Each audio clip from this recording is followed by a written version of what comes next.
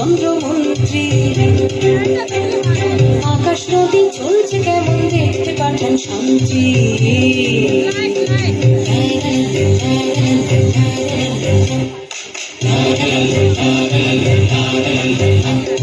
ধরে আনতে বললে সে তো বসে বেঁধে আনে।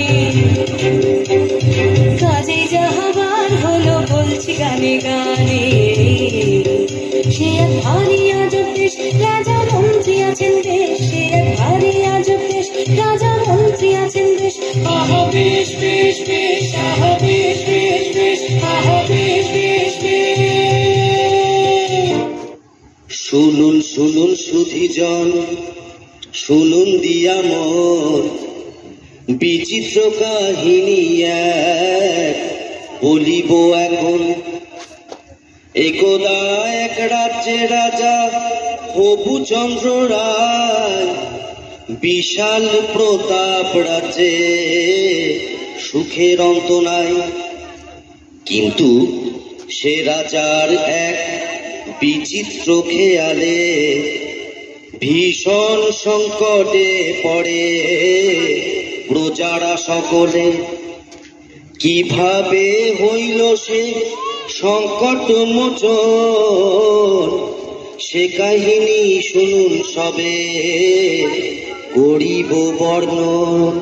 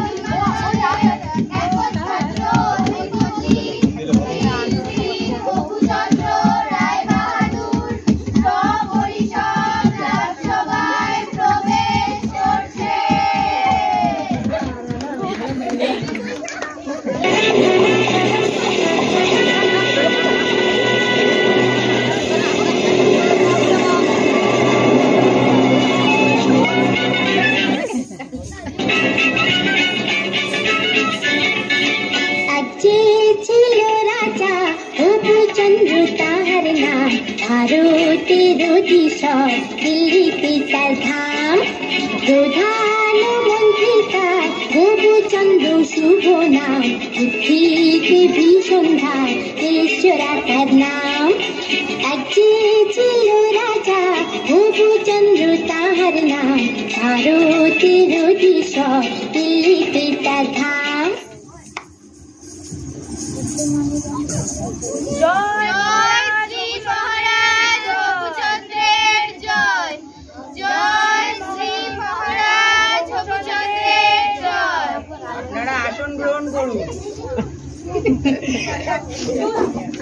মন্ত্রী, রাজ্যের সকল সংবাদ ভালো তো?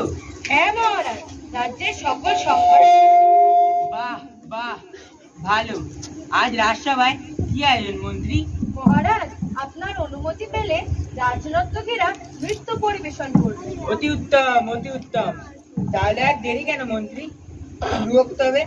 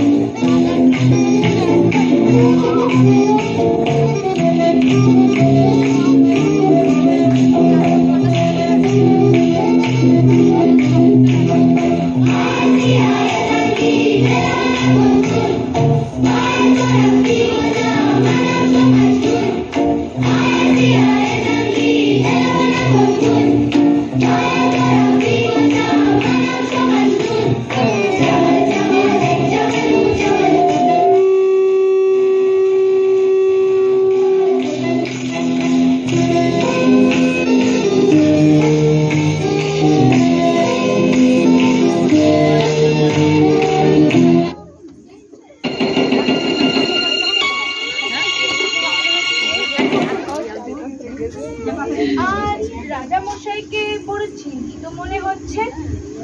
এই বিষয় নিয়ে আপনি তো ভাবছেন মহারাজ? রাজ্যে তো কোনো সমস্যা নেই, আপনার চিন্তার কারণ কি মহারাজ? হ্যাঁ মহারাজ, আমাদের বলুন কি নিয়ে আপনি ভাবছেন? আসলে একটা কথা ভেবে আমি সারা রাত ঘুমোতে পারিনি। আমি আর সমুদ্র হিমাচলে দৌর্দণ্ড প্রতাপ রঘুচন্দ্র রায় বাহাদুর আমারই রাজ্যের ধুলি আমারই পা দুটোকে মলিন করে দিচ্ছে, বিবর্ণ করে দিচ্ছে। এ আমার কাছে অসহ্য। কোথায় ধুলো মহারাজ? এ আপনার মনের ভুল, আপনি অযথাই চিন্তা করছেন। না না, এ আমার মনের ভুল নয়। আমারই রাজ্যের মাটি আমারই পা দুটোকে মলিন করে দিচ্ছে। এ কি সোজা কথা? অসহ্য। শীঘ্রই আপনারা এর একটা উপায় বার করুন, নাহলে কিন্তু কারোর রক্ষে নেই। মহারাজ, রাজ্যে ধুলো না থাকলে আপনার পদধূলি পাবো কি উপায়? কথাটা বটে সত্য, কিন্তু আগে বিদায় করো রাজ্যের ধুলি, পরে হবে পদধূলির পদ্য। রাজ্যের এত জ্ঞানী গুণী পণ্ডিতেরা আমার রাজসভায় আছে, কিভাবে এই ধুলির হাত থেকে রক্ষা পাওয়া যায় শীঘ্রই আপনারা একটা উপায় বার করুন। মহারাজ, মাটি থাকলেই ধুলো হবে। যদি মাটিতে জল দিয়ে ভিজিয়ে দেওয়া যায় তাহলে আর ধুলো লাগবে না মহারাজ। কিন্তু সারা রাজ্য জল দিয়ে ভেজাতে গেলে তো অনেক জল লাগবে মহারাজ। পুকুর, নদী, খাল, বিলে তো আর কোথাও জল থাকবে না মহারাজ। এটা তো খাঁটি কথা। মহারাজ, যদি আমরা ঝাড়ু ঝাঁটা দিয়ে রাজ্যের সব ধুলো সরিয়ে দিতে পারি তাহলে আর মলিন ধুলো আপনার পায়ে লাগবে না মহারাজ। বাহ বাহ, কাঁচা বলেছো, চমৎকার। তাহলে সবাই মিলে লেগে পড়ো কাজে। রাজ্যের যে যেখানে আছো সবাই মিলে ঝাড়ু ঝাঁটা নিয়ে ধুলো দূর করার কাজে লেগে পড়ো। বলো, এটা আমার আদেশ। তাই হবে মহারাজ। মহারাজ, আপনিও কি সকলের সাথে এই কাজে লেগে পড়বেন মহারাজ? কি? চুপ করে বেয়াদব। কাজের কাজ না করে বাজে কথা বলা বন্ধ করো। যেটা বলেছি সেটা যেন অক্ষরে অক্ষরে পালন করা হয়। যত সব মূর্খের দলগুলো।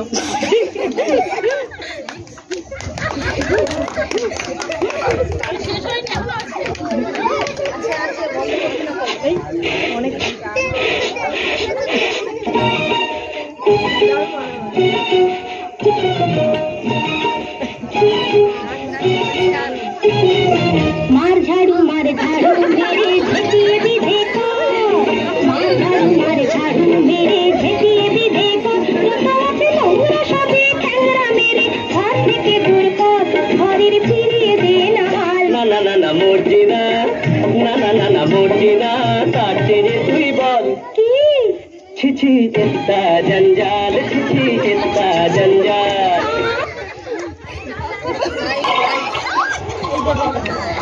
বাবারে, ও বাবারে, বন্ধ করো বন্ধ করো। আর যে পারা যাচ্ছে না, কিছু দেখতে পাচ্ছি না। রাজ্যের ধুলি দূর করতে গিয়ে রাজ্য যে ধুলে পড়ে গেল। মহামন্ত্রী, কি হচ্ছে এসব? তোমাকে কি এই জন্য এত বেতন দিয়ে পুষে রেখেছি? রাজ্যের এত জ্ঞানী গুণী পণ্ডিতেরা আমার রাজসভায় থাকতে আমার রাজ্যের কি হাল হলো? একটা শীঘ্র বিহিত চাই। মহারাজ, যদি জল দিয়ে সবগুলো ধুয়ে ফেলি তাহলে কেমন হয় মহারাজ? আর যে পারা যাচ্ছে না, যা ভালো মনে হয় তাই বলুন। তাহলে সবাইকে জল ঢালতে আদেশ দেওয়া হোক। তাই হবে মহারাজ।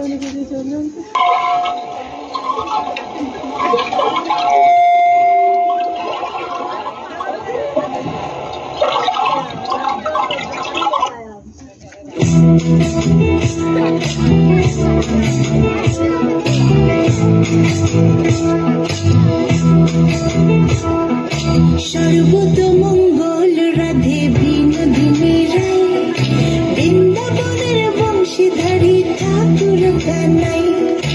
একলা রাতে যমুনাতে জল ভরিতে যায়, পেছন থেকে কৃষ্ণ তখন আরে আরে যায়। জল বড় জল ভর রাধে ও গোয়ালের ঝি, কলস আমার পূর্ণ করো রাধে বিনোদিনী। সব কটাই গন্ডমূর্খ। শুনে রাখো তোমরা সকলে, এর যদি কোনো উপায় বার করতে না পারো তাহলে সবাইকে শুলে চড়াবো। মহারাজ, আমি বলছিলাম কি, তাহলে গোটা রাজ্য মাদুরে ঢেকে দিলে কেমন হয় মহারাজ? সর্বনা, এত মাদু কোথায় পাবো বলে দেখি। মহারাজ, আরেকটা উপায় আছে মহারাজ, বলবো? বলুন। মহারাজ, আপনাকে যদি একটা ঘরের মধ্যে বন্দি করে রাখা যায় তাহলে আপনার গায়েও ধুলো লাগবে না, আর আপনার মধুযুগলে ধুলে মলিন হবে না মহারাজ। আহা, আমি যদি ঘরে বন্দি রাখি রাজ্যটাকে চালাবে শুনি। মহারাজ, আমি বলছিলাম কি, যদি গোটা রাজ্যটা চামড়া দিয়ে মুড়ে ফেলে চামড়া দিয়ে? তা এত চামড়া কোথায় পাবো বলে দেখি। না না, এসব চলবে না, অন্য কোনো উপায় পাবো। মহারাজ, যদি মুচিকে খবর দেওয়া যায় মহারাজ, যদি ও কোনো উপায় বের করতে পারে। ঠিক আছে, পেয়াদা পেয়াদা, এক্ষুনি গিয়ে মুচিকে খবর পাঠাও, বলো রাজার আদেশ, তাকে এক্ষুনি রাজসভায় নিয়ে এসো। যথাজ্ঞা মহারাজ।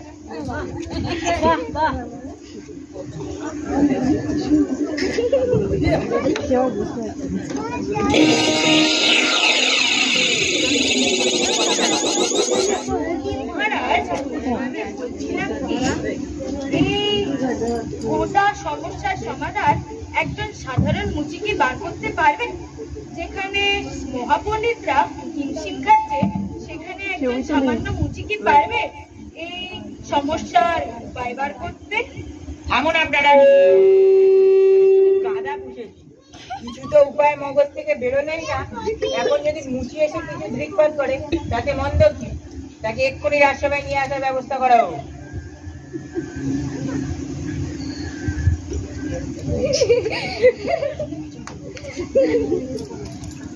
বলুন মহারাজ, কি জন্য আমার তলব করিছেন? আমি কিছু অন্যায় করেছি?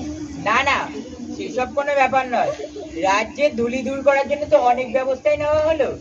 অবশেষে মহামান্য বিদ্যান মশাই পরামর্শ দিলেন গোটা রাজ্যটা চামড়া দিয়ে ঢেকে ফেলা। তোমার কি মনে হয় মুচি? এই ব্যাপার নয়, এ তো সহজ। বটে, তবে শুনি সে কি উপায়? আপনি যদি আপনার সরঙ্গি খাই চামড়া দিয়ে ঢাইকা ফেলেন তাহলে তো আর রাজ্য রাখার দরকারই পড়ে না মহারাজ। এত কি হবে শীতের? চুপ করো, যত বড় মুখ নয় তত বড় কথা, তোমার ঘুরে সরানো হবে। পাঁচ হয়ে আপনি যে অশুদ্ধ হয়ে যাবেন। থামুন থামুন আপনারা সকলে। মুচি, তুমি নির্ভয় তোমার কাজ শুরু করো।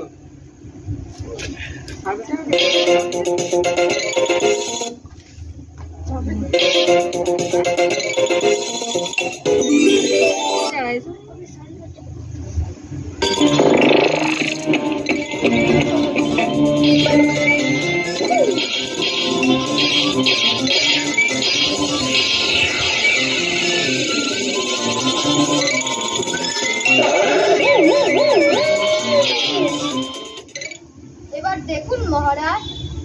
বাহ, এ তো চমৎকার দেখতে। একটু শৈলে দেখুন মহারাজ।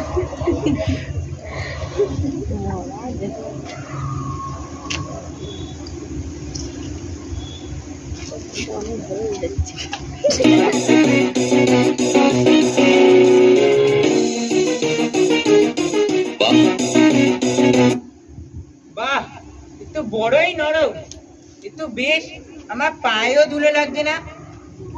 অতি উত্তম, আমি বড়ই প্রসন্ন। এই নাও মুচি, এই নাও তোমার পুরস্কার।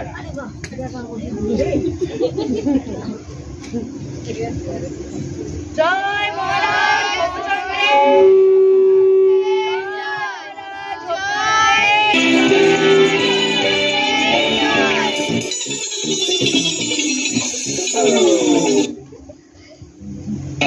বললেন রাজা এই কথাটা অনেক বছর ধরিয়া।